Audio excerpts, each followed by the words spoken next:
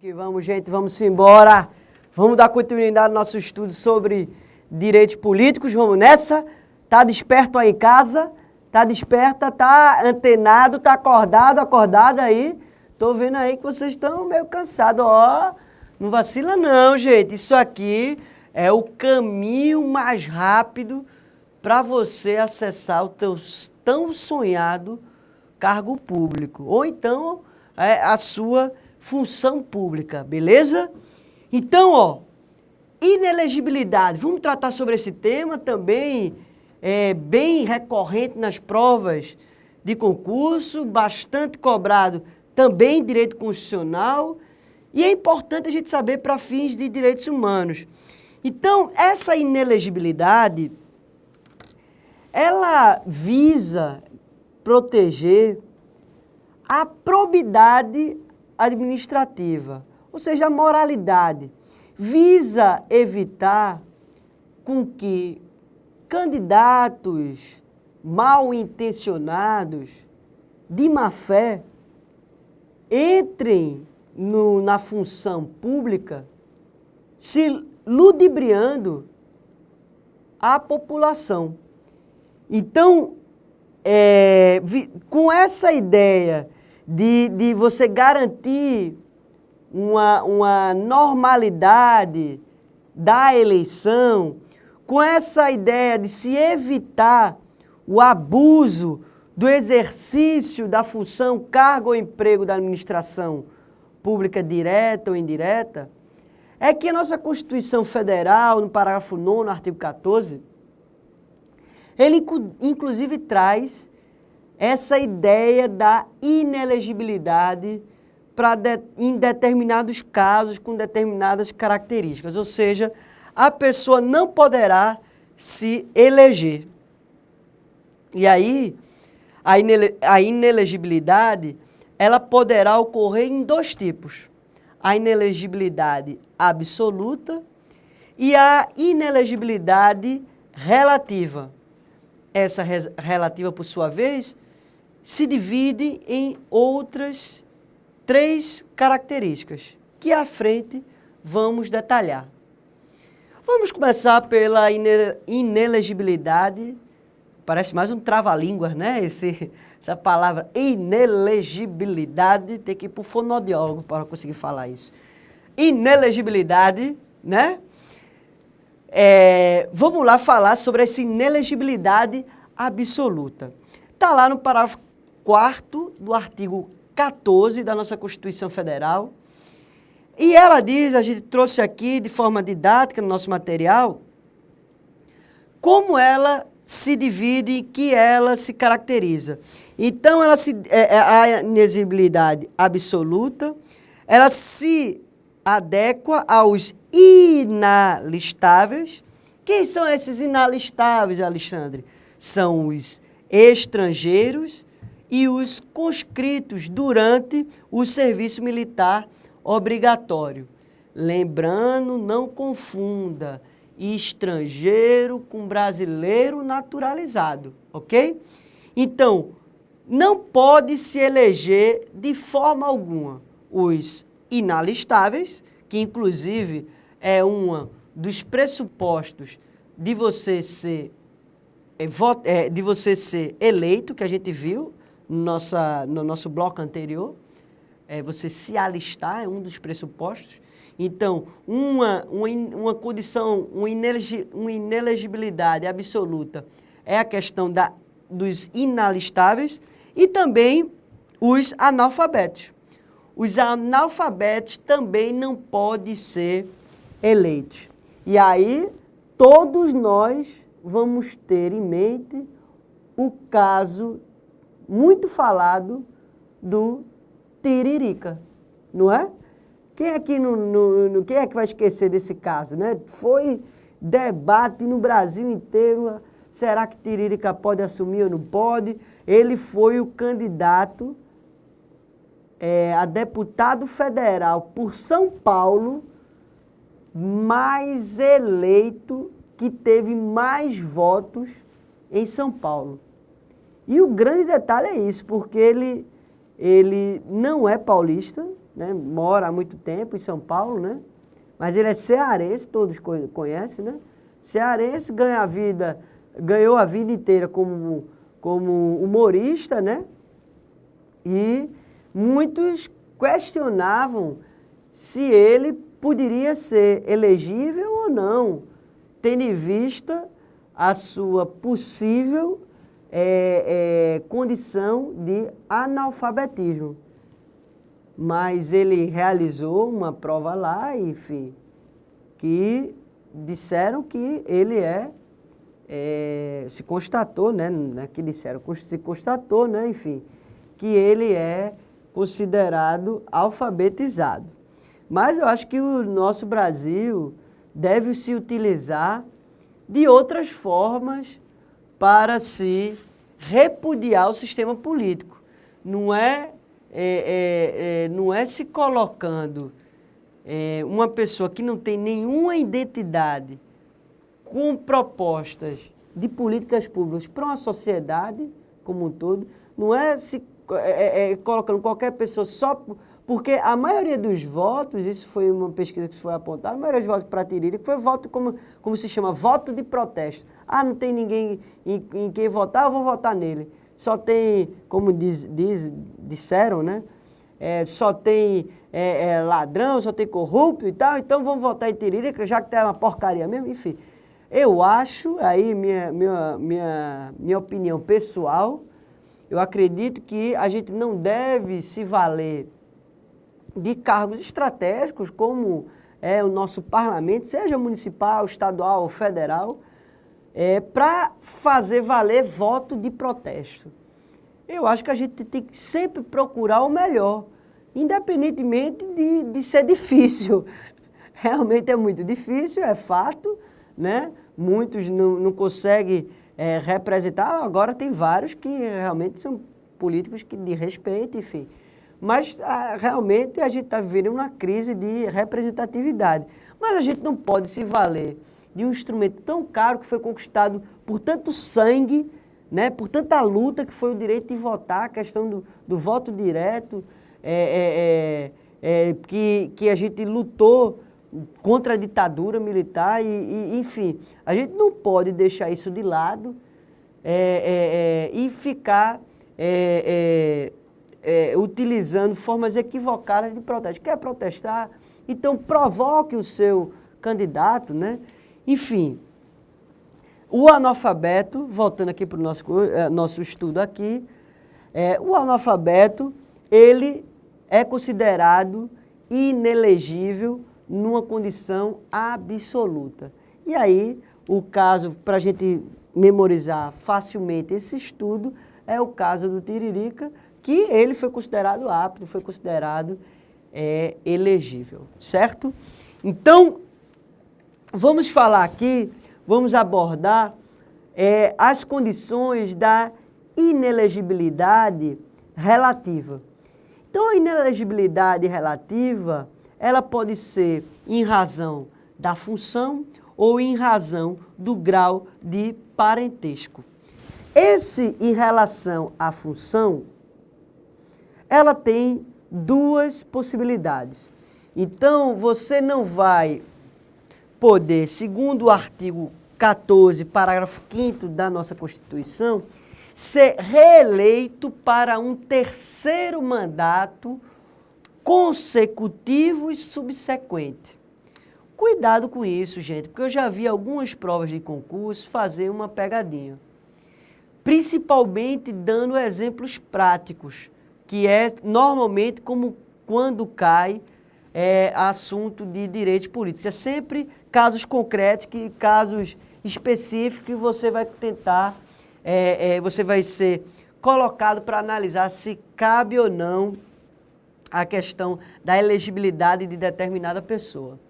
Então, só a título de exemplo, o ex-presidente Lula, ele teve 2 mandatos, como todos vocês sabem aí, né? Então, ele poderia retornar agora para buscar um terceiro mandato.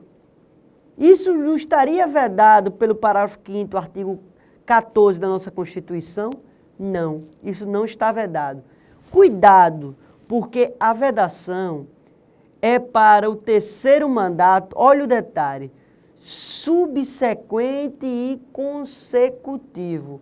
Ou seja, ao invés de ele ter colocado Dilma, se ele quisesse ter entrado, ele não poderia. Ele não poderia ser eleito, reeleito e reeleito novamente, na terceira vez. Ele pode ser eleito, reeleito. Colocou uma outra pessoa, né? Ou seja, outra pessoa foi eleita, no caso Dilma, né? Que era aliada dele, né? E aí ele depois vir e ser eleito. Pode, não há vedação constitucional relativa a isso, ok? Mas a vedação é com relação a 3 mandatos consecutivos. Uma outra inelegibilidade relativa com relação à função está presente o parágrafo 6º do artigo 14, que é a ideia de que o candidato, quando ele vai buscar quando ele vai tentar se eleger a outros cargos diferentes, ele tem que se desincompatibilizar, ou seja, ele tem que renunciar àquele mandato 6 meses antes do pleito, ok? Então, para concorrer a outros cargos diferentes, ele tem que se desincompatibilizar. Então, vamos dar um exemplo. Um governador do estado X, ele está no exercício do seu mandato, certo? Atualmente. Agora, em 2014, vai ter eleição para senador. Então, se esse governador, ele desejar se candidatar a senador, ele deverá renunciar ao mandato de governador 6 meses antes do término do seu mandato. É o que a gente chama da desincompatibilização. Agora veja, isso é para outros cargos diferentes. Um tema que é bastante polêmico das discussões políticas, mas que é pacífico na questão jurídica, é relativo ao mesmo cargo. Então imagine um governador X, ele quer se reeleger, ele precisa sair do cargo, ele precisa se desincompatibilizar para concorrer? Resposta: não, não precisa, porque a nossa Constituição diz para outros cargos diferentes. Então, para o mesmo cargo, para uma reeleição ao mesmo cargo, esse chefe do Poder Executivo Estadual, ele não precisará renunciar, não precisará se desincompatibilizar 6 meses antes. Isso é muito polêmico, porque na prática, o que muitos apontam é que o candidato da situação, ele já tem a máquina pública que é uma força favorável a ele se reeleger. É por isso que existe um ditado no meio político que aponta que o candidato que não consegue se reeleger é porque ele não fez uma boa gestão. É porque ele é muito ruim, assim, falando em uma linguagem mais popular, ele é tão ruim que ele não consegue se reeleger. Então, porque a força da máquina pública, gente, vocês não têm noção, é muito grande e favorável ao candidato. Isso fornece a ele a possibilidade de ele se deslocar pelo território, seja municipal, estadual ou federal, fazendo inauguração de obras. Ou seja, isso dá uma visibilidade para ele, aos eleitores, que os que estão de fora não possuem. De pronto, já de cara, já sai com essa diferença na disputa eleitoral. Então, isso é um ponto que, inclusive, desemboca em algumas propostas que existem, inclusive de haver um mandato, de não haver reeleição, um mandato único de 5 anos. Também se existe em trâmite no Congresso Nacional essa proposta de, ao invés de ter reeleição, você só pode se candidatar uma única vez e nada mais agora. O seu mandato é 5 anos. Ok? Voltando ao parágrafo 5º do artigo 14, agora o que eu lembrei, um ponto específico, nos Estados Unidos não acontece o que acontece aqui no Brasil. Voltando, já estou fazendo uma volta ao parágrafo 5º do artigo 14, que eu lembrei agora. Essa ideia que eu dei o exemplo de, por exemplo, Lula voltar, nos Estados Unidos isso jamais seria possível. Por exemplo, Obama ganhou e foi reeleito. Se ele colocar um outro candidato do partido dele e ele depois tem a intenção de voltar, isso não é possível. É 2 mandatos, reeleição e nada mais. Nunca mais ele poderá ser candidato à presidência da República. Isso no Brasil não acontece, como a gente já falou anteriormente. Ok, gente? Então vimos aqui as inelegibilidades relativas em relação à função. Vamos abordar agora a inelegibilidade relativa em relação ao parentesco. Então, no território da jurisdição do titular do mandato, o cônjuge ou parente consanguíneo ou afim até o 2º grau, ou até por adoção, como diz o parágrafo 7º do artigo 14, do chefe do Poder Executivo, ou então de quem haja substituído dentro dos 6 meses, ele não poderá ser candidato à eleição. Ele é considerado inelegível. Salvo, como diz o parágrafo 7º, salvo se esse titular já é mandato eletivo ou então candidato à reeleição. Então é o seguinte, vamos imaginar num território um candidato a governador. A mulher desse candidato a governador não poderá ser candidata a prefeita desse estado. Agora, ela poderá ser candidata a ser prefeita de um outro estado, de um estado vizinho, mas daquele estado, ou seja, na jurisdição onde o seu parente ele é titular do cargo, ela não poderá ser candidata a prefeita, ok? Outro exemplo, então imagine que tem e aí isso vai repercutindo na esfera municipal, estadual e federal. Então, se tem o prefeito, a mulher do prefeito não pode ser candidata a vereadora se ele tiver no mandato eletivo ou então se for candidata à reeleição. No âmbito, agora ela pode ser candidata a vereadora do município vizinho? Pode, mas daquele município não.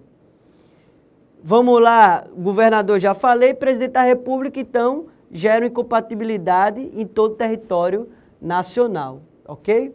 Isso, lógico, gente, é uma regra importante para que se evite o uso da máquina pública para fins da manutenção do poder em determinadas famílias.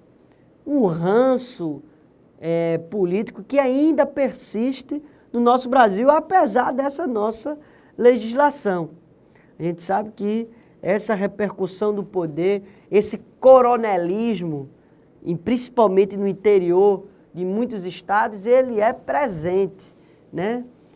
Isso no nosso Nordeste é uma realidade. E isso faz com que haja uma confusão muito grande do público com o privado, desmandos, abuso de poder, ilegalidade cometida à torta e à direita, ameaça de morte de quem vai contra o regime, daquele chefe, daquele poder executivo, legislativo, enfim. Então, essa inelegibilidade relativa em razão do parentesco é também um critério importante para se moralizar o acesso aos cargos públicos. E aí é importante a gente destacar no nosso material aqui, ó, a súmula vinculante número 18, que aponta que essa dissolução, está em nosso material, a dissolução da sociedade ou do vínculo conjugal no curso do mandato não afasta a inelegibilidade. Então, se a pessoa, porque a pessoa pode fazer, porque brasileiro sempre arruma um jeitinho, né, para querer burlar a lei, né? Mas a súmula vinculante já apontou isso, súmula vinculante do STF, né? Já apontou nesse sentido de se evitar essa estratégia de, enfim, de ludibriar a lei, né? Então, se a pessoa é casada, vamos imaginar, vamos dar um exemplo concreto. Então, o caso do prefeito. Então, o prefeito, ele está lá no exercício do seu mandato, é candidato à reeleição e a primeira-dama quer sair como vereadora, certo? Então, nesse caso, ela pensa, bem, o parágrafo 7º do artigo 14 diz cônjuge ou parente até segundo grau. Eu vou fazer o seguinte, vou me separar, né? A gente se separa, se separa no papel, né? Até judicialmente e tal, e aí eu vou me candidatar a vereadora.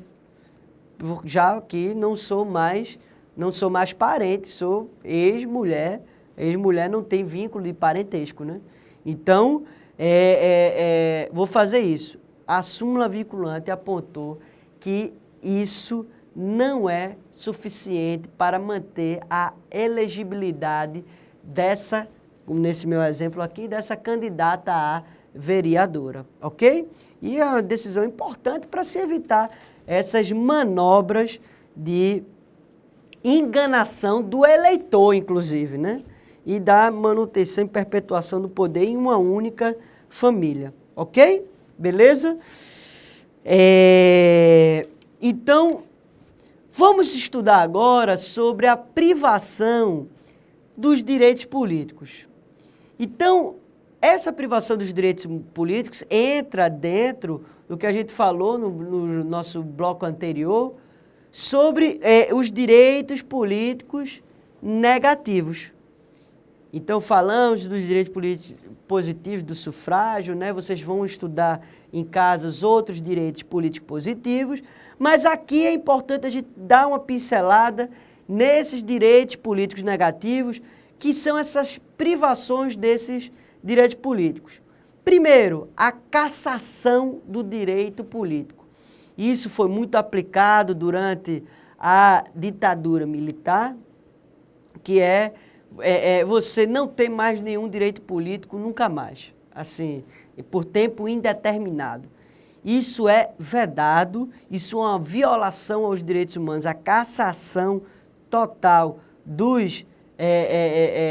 direito político. O que é permitido no nosso ordenamento jurídico são duas modalidades de privação, que é a perda e a suspensão. E aí você fala, bem, Alexandre, qual é a diferença de perda para a cassação?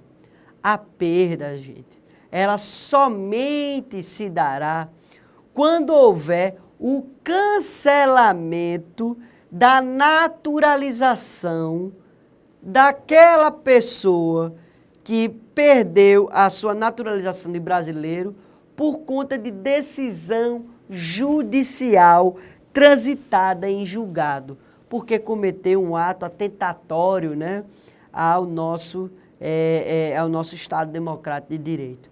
Então, nesse sentido, e exclusivamente nesse ponto, é que vai haver essa hipótese da perda dos direitos políticos, somente quando houver cancelada a sua naturalização. Por quê? Porque nesse caso, ele se torna um estrangeiro. Ele deixa de ser brasileiro naturalizado, se torna estrangeiro. Estrangeiro, como a gente viu, não pode nem votar, nem pode ser votado, ok? Então, há essa limitação desses direitos políticos, ok? A suspensão desses direitos políticos. Em que hipótese ocorre essa suspensão? São 3 as hipóteses de suspensão dos direitos políticos. E a gente tem aí na nossa tela. Então, pode haver a suspensão dos direitos políticos quando houver a incapacidade civil absoluta. Então, essa incapacidade civil absoluta pode se dar por diversos motivos, certo? Então, um exemplo é a pessoa ter algum acidente que ter algum problema de saúde, para ser mais genérico ainda, né? Tem algum problema de saúde, seja por acidente, por doença, enfim, que lhe torne incapaz absolutamente, ok? Então, essa incapacidade civil absoluta, que o nosso direito civil vai regulamentar, que situações são essas, então, torna suspenso esse direito político. Também a condenação criminal transitada em julgado enquanto durarem seus efeitos, ok? Então, essa condenação criminal transitada em julgado vai fazer com que haja a suspensão desses direitos políticos, ok? Também a recusa de cumprir obrigação a todos imposta ou prestação alternativa. Então, se, por exemplo, a pessoa se recusar a cumprir aos 18 anos a função de exercer, de se colocar disponível ao serviço militar obrigatório, nesse caso, ele vai ter suspenso esses direitos políticos, ok? Ou então, não querer ser, não querer ser mesário, certo? Então, são questões que são obrigações a todos impostas e que se ele não se colocar à disposição ou cumprir uma medida, uma prestação alternativa, então ele poderá ter suspenso seus direitos políticos. E aí você vai pensar, Alexandre, e a pessoa que é religiosa, que alega que não poderá servir ao serviço militar obrigatório por questões religiosas. E aí? Então, a essa pessoa vai ser aplicada uma prestação alternativa. E nessa prestação alternativa, se ele se recusar, aí sim será suspenso seus direitos políticos, ok? Por fim, a improbidade administrativa. Então, um servidor público que tenha sido condenado e considerado impróbodo pela lei de improbidade administrativa, ele vai ter suspenso esses seus direitos políticos. E com a suspensão dos direitos políticos que a gente viu, ele não poderá se eleger, ok? Vimos que é uma condição de elegibilidade, beleza? Então, a gente fica por aqui.